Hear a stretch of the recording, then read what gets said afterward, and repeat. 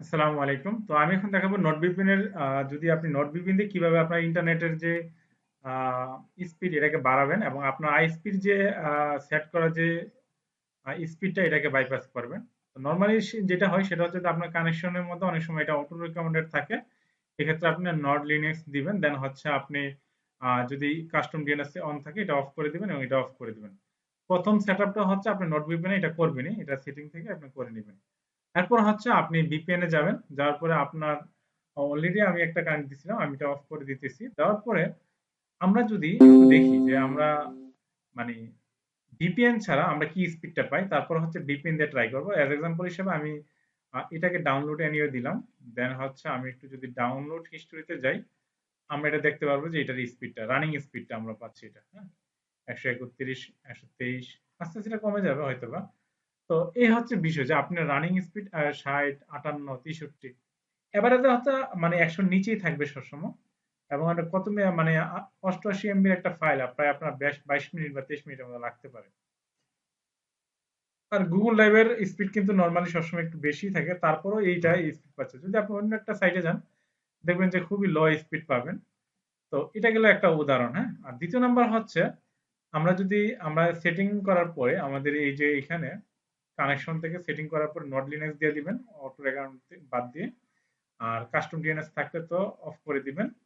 দেওয়ার পরে আপনি যেটা করবেন, কুইক কানেক্ট দিবেন। কুইক কানেক্ট দিয়ে মানে আপনার যদি স্পেসিফিক কোনো কান্ট্রি না লাগে, সেক্ষেত্রে কুইক কানেক্ট দেওয়াটাই বেটার। কারণটা হচ্ছে কুইক কানেক্ট দিলে কি হয়, এই যে যতগুলা সার্ভার অ্যাভেলেবল আছে তার মধ্যে যে ফার্স্টের যে সার্ভারটা, ওই সার্ভারটাই মূলত কানেক্ট হবে আর কি, এটা খুঁজে বের করবে। অনেক সময় মানে এটা সবসময় র্যান্ডম, মানে আহ, একই রকম স্পিড থাকে না সবসময়।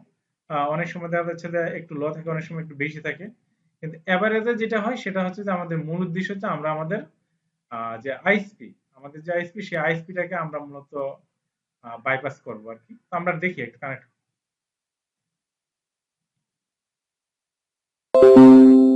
আচ্ছা, আমাদের এটা ইন্ডিয়াতে কানেক্ট হয়েছে।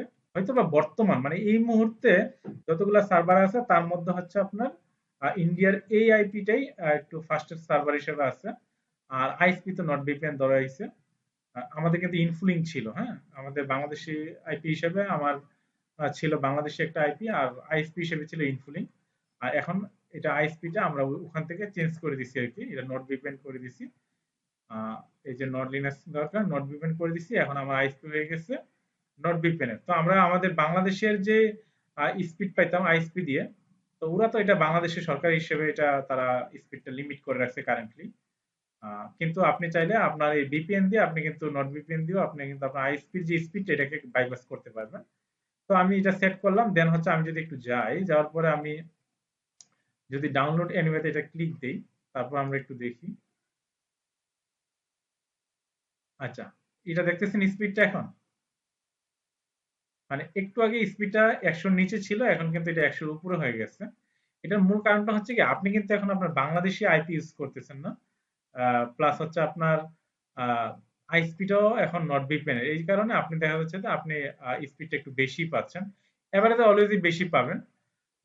সবচেয়ে বড় কথা হচ্ছে এটা। আর দ্বিতীয় নাম্বার হচ্ছে আপনি যদি এখন একটু সার্চ দেন কোনো কিছু, ধরেন আমি টুইটার দিলাম, এরপর হচ্ছে আমি যদি একটা সার্চ দিই, নরমালি আপনি ভিপিএন ছাড়া যদি আপনি ইয়ে দেন, অনেকক্ষণ লাগবে আপনার মানে ব্রাউজিং হইতে, কিন্তু এখন কিন্তু ব্রাউজিং স্পিডটা আপনি ফাস্ট পাবেন ভিপিএন এর কারণে। এটা হচ্ছে একটা বিষয়। আর দ্বিতীয় নম্বর হচ্ছে যে আপনার সবসময় মানে একই স্পিড থাকে না। এটা 1 এমবি, 2 এমবি, 3 এমবি, 5 এমবি পর্যন্ত আমি পাচ্ছি যদি আমি আমার ভিপিএন এর হোমে যাই। একটু এই যে এখানে এই যে মানে কতগুলো কান্ট্রি আপনার আছে এবং কোন কান্ট্রিতে আপনি চাইলে কানেক্টেড হইতে পারবেন, এটা হচ্ছে এখানের ইয়াটা আর কি। আর আরেকটা হচ্ছে আপনার অনেকেই আছে ফ্রিল্যান্সিং করে, ঠিক আছে? ফ্রিল্যান্সিং করার ক্ষেত্রে দেখা যাচ্ছে যে তাদের বাংলাদেশে আইপিটাই মাস্ট লাগে, কিন্তু আবার ভিপিএন ইউজ করতে চাচ্ছেন, সেই ক্ষেত্রে আপনি যেটা করবেন, এখান থেকে বাংলাদেশের আইপি ইউজ করবেন। আর হচ্ছে আইএসপিটা হয়ে যাবে নট ভিপিএন। তাহলে দেখা যাচ্ছে যে আপনি স্পিডটা বাইপাস করবেন আইএসপি দিয়ে, আর আইপিটা থাকবে সেম। এই ক্ষেত্রে আপনার মার্কেট প্লেসের যে অ্যাকাউন্ট গুলো, ওইগুলো তো আর তেমন কোনো প্রবলেম ফেস করতে হবে না, কারণ তারাও বুঝবে যে আপনি বাংলাদেশি আছেন। এবং আইএসপিটা জাস্ট শুধুমাত্র স্পিডটাকে আপনার শুধু এখান থেকে চেঞ্জ করে নিবে, এতটুকু। তো আশা করি বুঝতে পারছেন যে আপনি নট ভিপিএন দিয়ে কিভাবে সেট আপ করে আপনি জাস্ট সেটিং এ যাবেন, কানেকশনে যাবেন, এটাকে নট লিনিয়াস করে দিবেন, না থাকলে এটা যদি অটো থাকে নট লিনিয়াস করে দিবেন আপাততর জন্য। এরপরে হচ্ছে আপনি আপনার ডাউনলোড এবং হচ্ছে আপনার ব্রাউজিং স্পিড আই থিংক আপনি অনেক ভালো পাবেন বর্তমানের চেয়ে।